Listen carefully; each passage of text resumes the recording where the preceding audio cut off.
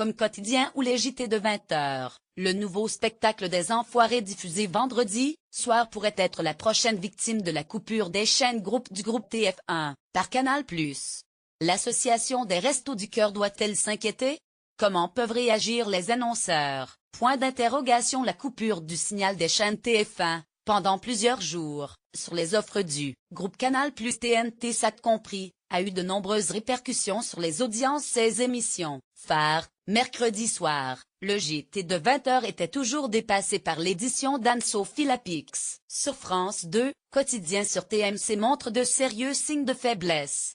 Même si Canal+ a rétabli mercredi soir le signal pour 3,8 millions de ses abonnés, ceux par satellite, 2 millions de ceux utilisateurs restent encore privés de TF1, TMC, TFX, TF1 Série Film, Si et MITF1. Et Orange et Free menacent toujours d'interrompre à leur tour la diffusion de la première chaîne. Lire aussi, comment continuer à recevoir TF1 et MITF1, un rendez-vous immanquable risque de faire les frais de cet écran noir, le concert des Enfoirés prévu vendredi 9 mars. Déjà en baisse l'année passée, le programme télévisé le plus regardé de l'année, hors compétition sportive, pourrait passer sous la barre symbolique des 10 millions de téléspectateurs. L'association des Restos du Cœur doit-elle s'inquiéter?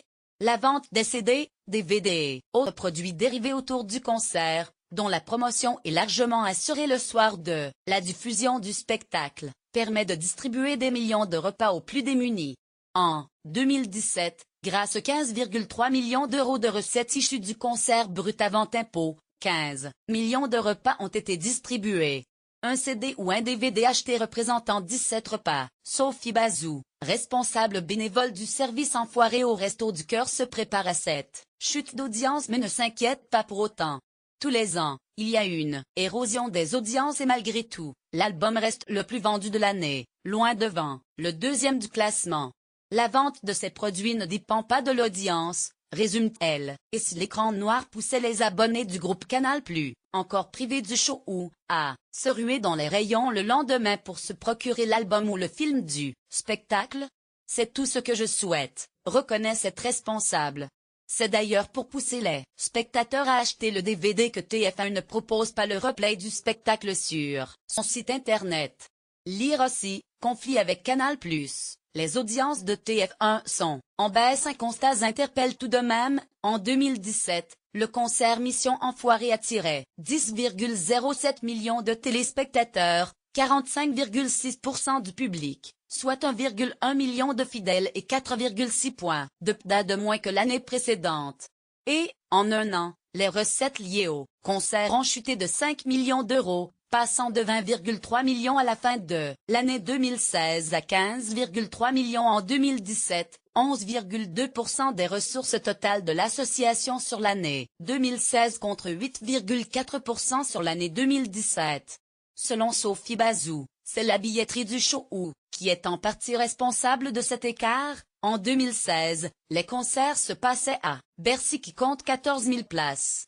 L'année dernière, c'était à Toulouse, dans un zénith de 10 000 places. 4 000 places de moins à vendre en 7 concerts, c'est compte.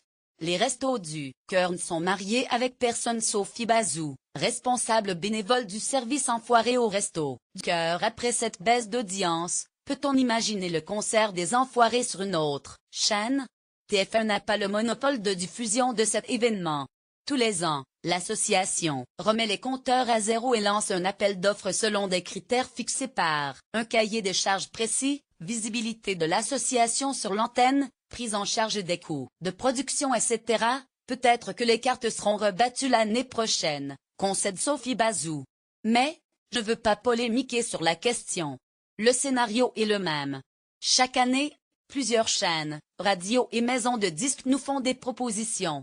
Et chaque année, nous évaluons chacune d'entre elles avec la plus grande attention. Les Restos du Cœur ne sont mariés avec personne. On verra dans un an, il est trop tôt pour tirer des conclusions. Lire aussi, le concert des Enfoirés, l'audience de l'année pour TF1. Les annonceurs sont les plus concernés si l'audience n'est pas essentielle pour l'association. Les annonceurs, eux, vont la scruter de près. Et pour cause, leurs écrans publicitaires pour ce concert sont déjà réservés et achetés. Pour cette édition 2018, ils ont déboursé jusqu'à 145 000 € pour 30 secondes de spot pendant la première coupure publicitaire, brut avant négociation, 130 000 pour la deuxième et 115 000 pour la troisième. Des prix déterminés avant la décision de Canal+. Avec des millions de foyers privés de signal, l'audience attendue ne sera sensiblement pas la même à l'arrivée. Et les annonceurs le savent. En cas de contre-performance, en pratique, la régie publicitaire pourra leur octroyer des compensations, un ou plusieurs espaces publicitaires gracieux en fonction des points d'audience non atteints. Réponse samedi matin, 9 h, après la publication des audiences. Les recettes du concert des Enfoirés comprennent la vente de billets des concerts, la subvention et partenariats commerciaux, la vente des disques et des DVD, ainsi que des disques anciens, des cassettes, vidéos et des DVD des spectacles des Enfoirés, des t-shirts et des droits à l'image, vente d'extraits des soirées des Enfoirés aux chaînes de télévision,